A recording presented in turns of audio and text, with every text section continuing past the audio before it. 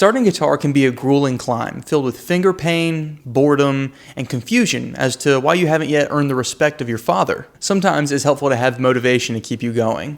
In this video, I'm going to show you 5 songs that are easy to learn quickly and can teach you something along the way. Now, if you've been following along my guitar roadmap, we're right about at the end of level 1. You should know the absolute basics like the parts of the guitar, names of the strings, that kind of thing. You should also know the basics of technique and the 7 essential open chords before you try to play these songs. So if you're ready, let's start with the definitive beginner guitar song.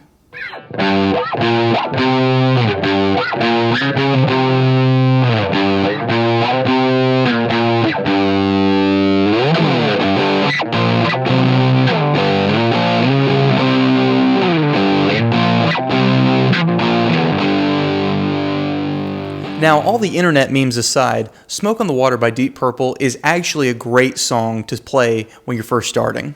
The reason for this is it's a really fun vehicle for the basics. It's just a blast and it allows you to practice like picking, fretting, moving your left hand up and down the neck. And while none of these are the most advanced techniques on the planet, it's way more fun to practice them in the form of a song like Smoke on the Water instead of performing boring exercises. This song is easy to play with one finger on one string, and if you want to, you can add power chords, which is not a lot harder, and it makes the riff sound so much more complete. It's not the most unique song ever, but it is legitimately fun, and anybody who says otherwise is lying.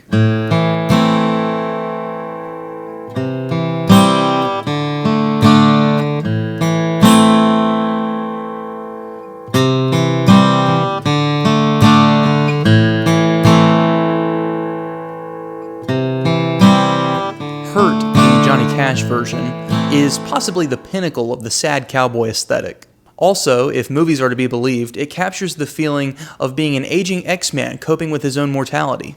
This song is quick to pick up, and it does a couple of things really well. One is it helps get some basic open chords under your hands. So this song involves A minor, D, C, G, and if you choose to play the chorus, F. It's also a great way to practice the blending between single note picking and strumming, which is really good right hand technique to practice. The other thing that this song does really well is it really creates an atmosphere. It really captures a feeling. It's hard to find that in a lot of beginner songs that are kind of on the easier side, but it's very musical, and it's a good way to go from playing chords to playing music.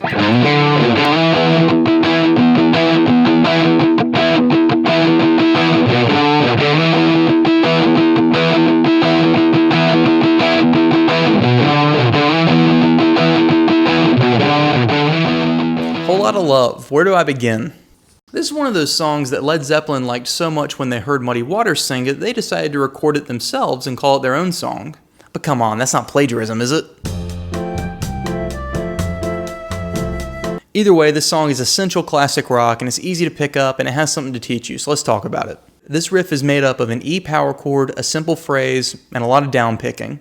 So if you're interested in metal or any other genre that involves a lot of down picking, this can be a great place to start. So give this one a shot if you're working on like rhythm or keeping time or anything having to do with your right hand. It's also important to learn Led Zeppelin songs in order to be able to attract drummers if you ever want to start a band. Drummers are rare and they all like Led Zeppelin.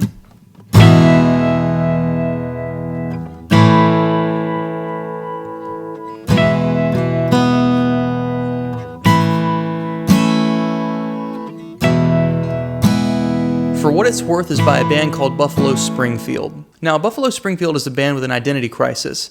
It's sort of rock for people who don't like rock, it's country for people who don't like cowboy boots, and it's kind of Bob Dylan for when Bob Dylan's on vacation. What we can say for sure is that if you're struggling to change chords, this song is like a musical chord-changing exercise. The main part is made up of 2 chords, E and A, and it just switches between them at a regular interval. There's not really any strumming pattern to worry about. There is a lead part if you want to get into harmonics, which is really good to learn. But this song exists to help beginners learn how to change chords faster. Seriously, For What It's Worth is to acoustic guitar as Smoke on the Water is to electric. It is an excellent starting point.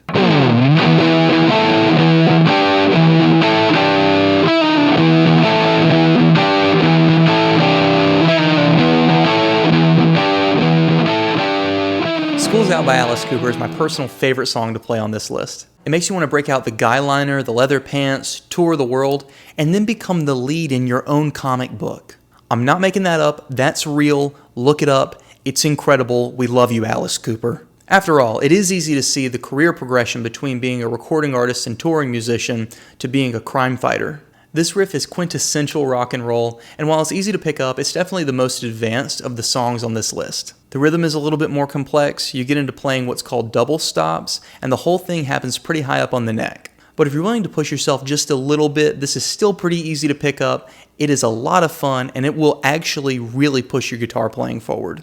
All of this makes it a really good pick for the last spot on this list because it's still a beginner song, but it's a really nice transition kind of out of the very basic tunes into a couple of more advanced ones, all without being too overwhelming and remaining fun. Alright, there you go, 5 easy songs to help you improve on guitar so that you can stay motivated and keep moving forward. Now, to anybody interested in the tutorials to these songs, those are going to be linked in the description. You should know that those links in the description are going to be the only way to access those videos. The reason for this has to do with a little bit of YouTube algorithm finagling. You see, if I release 6 videos at once, it's going to wreck my recommendation algorithm. You can click on the link, it'll be there just the same as any other YouTube video, but you're not going to be able to find those videos in YouTube search or on my channel page or anything like that. Now, if you're still watching, you're probably wondering where Lesson 2 is. You know, I released the big Lesson 1 video, and now we're waiting on Lesson 2. So the last couple of lesson videos I've released are actually like bite-sized versions of the stuff that's in Lesson 2, and I'm gearing up to make like a complete Lesson 2 video. That's going to be probably a pretty long video. I'm going to have to repackage a lot of the stuff that I put in these bite-sized lessons, but it's on the way. I've not forgotten about that. Thanks for watching. Bye.